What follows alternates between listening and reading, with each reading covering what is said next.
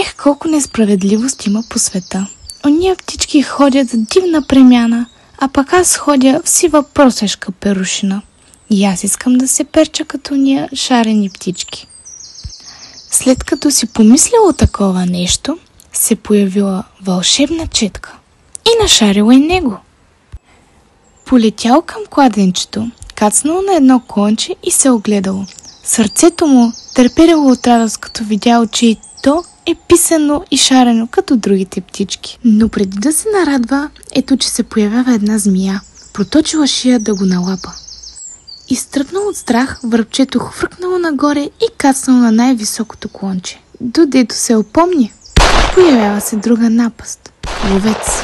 Майчице! Изпищяло то. Защо ми трябваше тая шарена премяна? Всеки враг ме вижда отдалеч. Що ми трябваше да се перча? Ако си бях с врабешкото кожухче, никой нямаше да ме забележи. Когато видял, че всичко е било само лош сън, се зарадвал и изпял прекрасна песен.